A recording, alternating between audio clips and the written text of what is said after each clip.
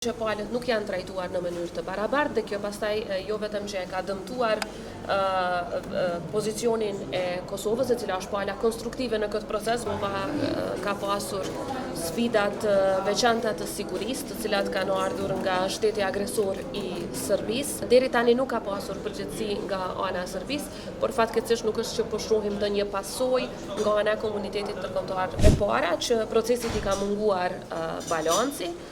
E dyta që palët nuk janë trajtuar në mënyrë të barabartë dhe kjo pastaj jo vetëm që e ka dëmtuar pozicionin e Kosovës, e cila është pala konstruktive në këtë proces, besoj të gjithë pajtohemi për këtë, por po ashtu e ka dëmtuar edhe vetë kredibilitetin e BE-s si ndërmjetësues në dialogun Kosovë-Serbi.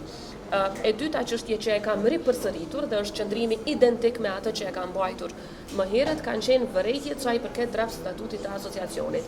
Edhe në fillim kur është propozuar nga ana e Bashkimit Evropian, edhe tani vërejtjet kanë të bëjnë me përputhshmërinë në rastin konkret mos përputhshmërinë me Kushtetutën e Kosovës, sepse ato nuk janë vërejtje teknike. Në 2 vitet e fundit Kosova ka pasur sfidat veçanta të sigurisë, të cilat kanë ardhur nga shteti agresor i Serbisë, përveç sulmit të agresionit në shtator të vitit 2023, asaj kanë paraprirë edhe një sër problemesh të cilat i ka shkaktuar Serbia si destabilizuese e rajonit.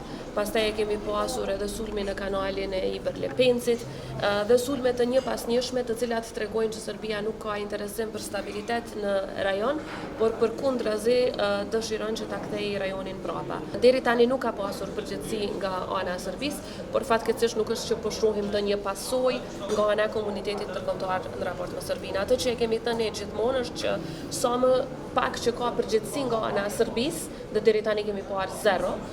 Madje as masa ndaj Radojčićit nuk ka ndërmarrë, mos flasim për diçka më shumë. Aq më shumë kjo do të jetë shenjë inkurajuese për Serbinë që akoma të vazhdojë me dhunë